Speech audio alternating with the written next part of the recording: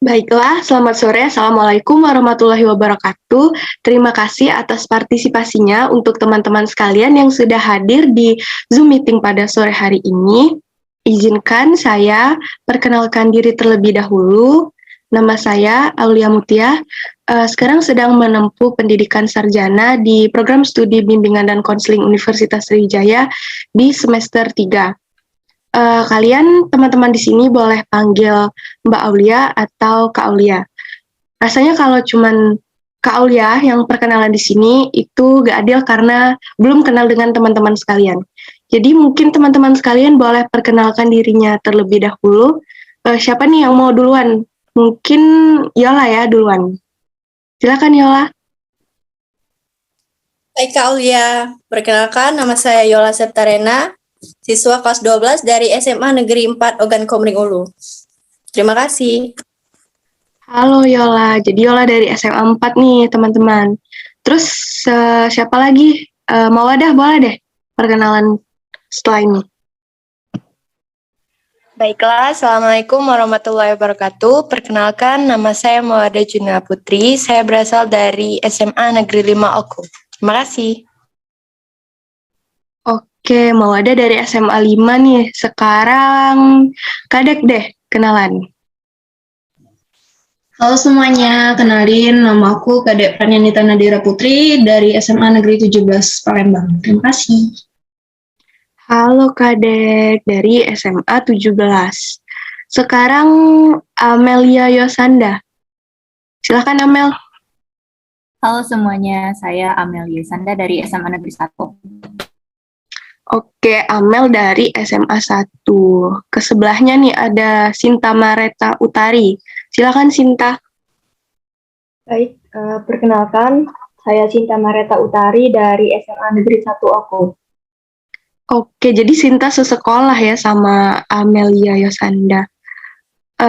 Kemudian Mutiara Rahmani yang terakhir. Boleh perkenalan dulu. Halo semuanya, perkenalkan saya Mutiara Rahma dari SMA Negeri 4 Oku. Halo Mutiara. Mutiara sesekolah ya sama Yola berarti dari SMA 4. Baiklah, kalau semuanya sudah perkenalan, biar kita fokus untuk bahas materi, gimana kalau kita sebelum memulai materi ice breaking terlebih dahulu. Jadi, sistem ice breaking-nya ini, nanti saya akan buka papan tulis di Zoom meeting ini, terus kalian kirim personal chat, nama buah, terserah apa saja, buah apa saja, terus nanti saya gambarkan buah itu dan yang lain nebak. Misalnya di sini Yola kirim gambar buah jeruk, nanti saya gambar buah jeruk. Kalian nebak itu buah apa? Paham nggak? Paham Kak. Oke, kita mulai ya. Kalian boleh kirim chat ke aku ya. Oke, udah ada yang kirim. Jadi gambaran yang pertama dari buah requestan dari Amel. Nanti nebaknya langsung on mic aja biar rame. Bentar ya. Udah Kak. Ada Kak. Oke, gambaran request buah dari Amel. Aku gak terlalu mahir, jadi tebak sesuai yang kalian lihat di gambaran aja.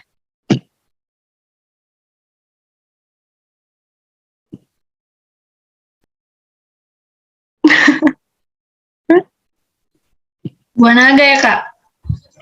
Yang lain? Buah naga. Buah naga. Coba Amel, betul gak sih requestnya buah naga? Betul Kak, gambarannya sangat luar biasa sekali. Oke. Selanjutnya gambaran siapa lagi ya tadi? Gambaran dari request gambar dari Kadek.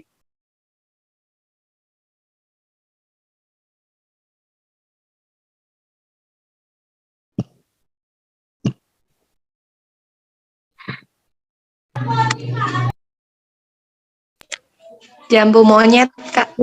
Jambu monyet. Bener gak sih Kadek gambarnya jambu monyet kayak kata teman-temannya? Benar Kak. Oke.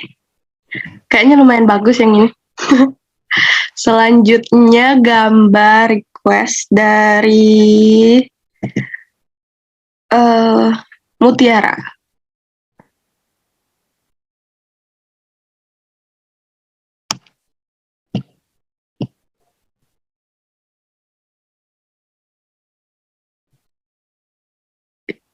Ini kartun guys, rumah kartun. Ada yang tahu? Nanas, Kak, nanas. Coba Mutiara Rahma, bener gak kata teman-temannya gambar nanas? Bener, Kak.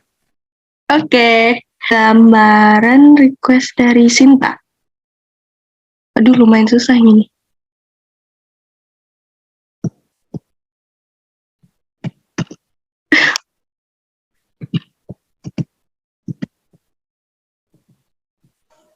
Rambutan. Yang lain? Rambutan kayaknya. Rambutan, Kak. Gimana Sinta, bener gak tebakan dari temannya? Ya, benar, Kak. Oke. Selanjutnya gambar request dari Mawadah.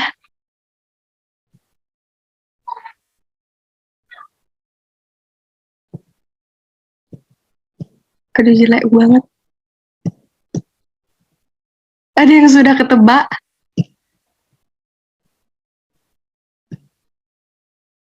Ini bagian dalam buahnya sih. Melon. Bukan. Ini bagian dalam buahnya, bukan bagian luar. Kiwi ya, Kak? Kiwi. Gimana nih, Mawadah, bener gak? Bener, Kak. Oke.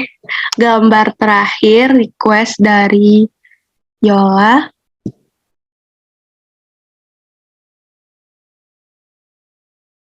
Ini sering dipakai jadi obat, guys. Ada yang tahu?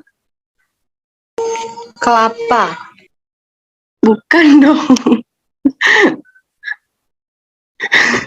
Apa? Ayo tebak. Waktu itu iklannya sempet rame. Manggis ya, Kak? Ayo, yang lain? Sependapat gak sama Kadek? Iya, manggis, Kak. Oke, gimana ya lah? Bener gak jawaban teman-temannya Manggis? Benar sekali, Kak. Yeay, semuanya sudah selesai gambarannya.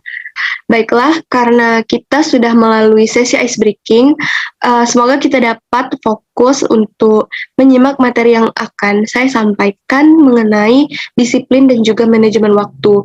Supaya lebih jelas, saya akan menyampaikan materi dengan menggunakan PowerPoint yang sudah saya buat.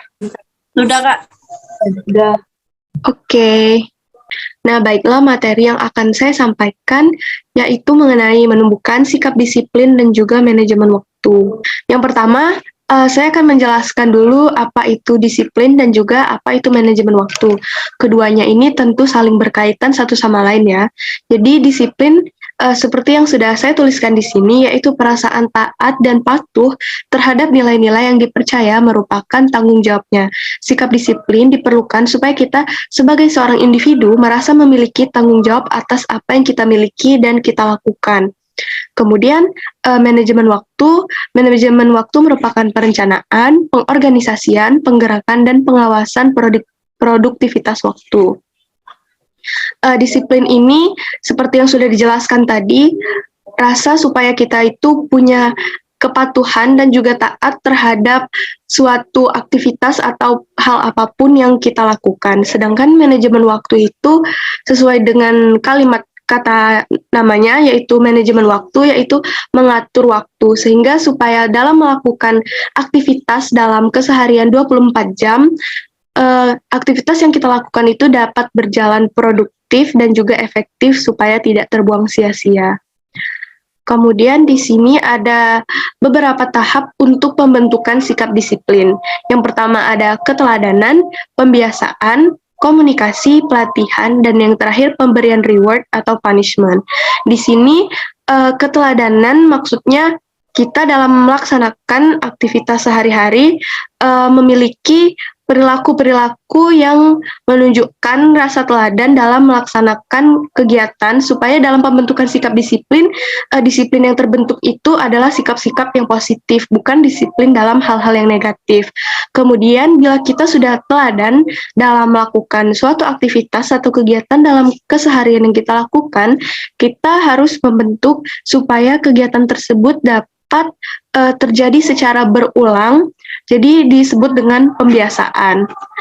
Yang ketiga yaitu ada komunikasi. Tentunya dalam melakukan penerapan sikap disiplin, kita juga butuh komunikasi untuk diri kita supaya lebih merasa produktif dan juga merasa percaya diri dalam melaksanakan sikap disiplin dengan melakukan komunikasi dengan orang-orang supaya merasa pembentukan sikap disiplin kita itu didukung oleh lingkungan sekitar kita. Dan yang keempat, pelatihan. Pelatihan di sini maksudnya kita melakukan sikap disiplin tersebut bila sudah terbiasa harus terus dilatih supaya menjadi kristal bagi diri kita untuk melakukan kegiatan-kegiatan positif menjadi suatu produktivitas secara disiplin dalam melaksanakannya. Dan yang terakhir ada pemberian reward atau punishment. Itu misalnya kita melakukan kegiatan positif, kita memberikan reward, atau misalnya kita melakukan hal negatif, kita juga bisa memberikan punishment atau hukuman. Dan tentunya itu ada batasnya, tidak boleh berlebihan, supaya tidak jatuhnya malah tidak efektif bagi pembentukan sikap disiplin itu sendiri. Kemudian di sini juga ada tips untuk membentuk sikap disiplin. Ingat saja ada 3 tips ini, yaitu dipaksa, bisa, dan terbiasa. Terkadang kita itu membentuk suatu sikap disiplin, terkadang bukan hanya disiplin saja, melainkan hal-hal lain juga untuk dilakukan supaya kegiatan tersebut dapat kita ulang-ulang, pastinya kita memerlukan paksaan terlebih dahulu. Kadang kesannya seperti tidak baik, tapi bila terus-terusan dipaksa dan kita menjadi bisa, lama-lama menjadi terbiasa. Seperti itu juga dalam membentuk sikap disiplin. Misalkan kita disiplin, di sini kita ambil contohnya disiplin membuat tugas. Bila kita seorang prokrastinator atau orang yang selalu menunda-nunda mengerjakan tugas, selalu mengerjakan tugas saat mepet di deadline-nya, kita harus merubah kebiasaan tersebut. Merubah kebiasaan tersebut dengan cara apa? Pastinya dengan cara dipaksa untuk mengerjakan tugas-tugas di waktu yang lebih awal. Karena sering dipaksa menjadi bisa, lalu terbiasa. Begitu terus-menerus bila ingin menerapkan sikap disiplin pada kegiatan-kegiatan yang akan kita lakukan. Kemudian di sini ada manajemen waktu. Tips manajemen waktu ada 7. Yang pertama ada penetapan tujuan. Di sini penetapan tujuan kita rincikan terlebih dahulu. Apa-apa saja kegiatan keseharian yang akan kita lakukan dari kita bangun pagi sampai kita ingin tidur kembali. Kemudian yang kedua ada mulai membuat prioritas. Prioritas di sini maksudnya kita buat prioritas yang penting dan juga mendesak, dan yang tidak penting dan tidak mendesak. Jadi kita tahu di mana kegiatan-kegiatan yang penting dan mendesak, berarti yang harus segera kita kerjakan. Begitu juga sebaliknya. Terus juga yang ketiga ada membuat jadwal sebagai alat bantu manajemen waktu. Tentunya kalau ada jadwal, misalkan kita buat sarapan pukul 6.30 sampai pukul 7 pagi. Itu akan terbantu dan juga bila dilakukan terus-menerus akan menjadi pembiasaan. Dan kembali lagi ke topik utama kita tadi, menjadi suatu sikap disiplin yang terbentuk. Yang keempat ada belajar disiplin dan tidak menunda pekerjaan. Tentunya yang ini sangat penting sekali bila ingin menerapkan manajemen waktu. Harus disiplin dan tidak boleh menunda-nunda pekerjaan karena hal tersebut akan membuang-buang waktu dan juga pastinya tidak membuat efektif kegiatan yang akan kita lakukan. Yang kelima ada fokus dan menuntaskan setiap pekerjaan. Bila kita sedang melakukan pekerjaan, jangan membuat fokus kita terpecah atau terbagi, karena nantinya setiap pekerjaan yang kita lakukan jadinya setengah-setengah atau biasanya menjadi tidak tuntas atau bahkan terhambat dan mundur sehingga sampai kepada limit waktu pengerjaannya. Dan itu tentu saja tidak baik untuk bila diri kita akan menerapkan manajemen waktu dan pendisiplinan diri. Yang keenam ada menentukan deadline dan menempatinya. Di sini menentukan deadline bukan berarti deadline-nya besok dan harus dikerjakan besok. Pastinya kita sudah tahu ya, kalau sudah deadline harusnya dikerjakan sebelum di dekat-dekat waktu deadline supaya tidak buru-buru atau tidak mengganggu aktivitas yang seharusnya dilakukan pada waktu-waktu tersebut. Dan yang terakhir ada waktu istirahat. Istirahat juga penting karena kesehatan kita juga bergantung pada berapa banyak waktu istirahat yang kita berikan untuk tubuh kita, sehingga tidak boleh memporsir kegiatan secara terus-menerus. Nah, pastinya untuk melakukan disiplin dan juga manajemen waktu, kita harus semangat dan juga optimis bahwa kita bisa melakukan tersebut bila kita punya manajemen waktu, sehingga manajemen waktu tadi membuat kita menjadi orang yang mempunyai sikap disiplin, supaya punya rasa tanggung jawab terhadap aktivitas-aktivitas atau kegiatan yang kita lakukan dalam kegiatan sehari-hari. Mungkin itu saja materi yang saya sampaikan mengenai menumbuhkan sikap disiplin dan manajemen waktu. Bila ada teman-teman yang ingin bertanya, boleh raise hand atau tulis pertanyaannya di kolom chat. Bila sudah paham, kasih tahu ya kalau sudah paham biar kita bisa menutup sesi Zoom meeting pada sore hari ini. Gimana teman-teman, apakah semuanya sudah paham atau ada yang ingin ditanyakan? Udah paham? Udah paham, Kak? Paham, Kak. Oke, bagus deh kalau semuanya sudah paham.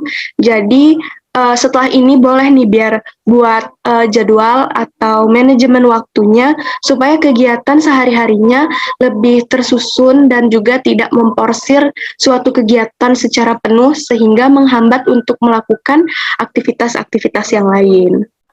Dan pastinya harus semangat dan juga optimis dalam melakukan setiap kegiatan ya.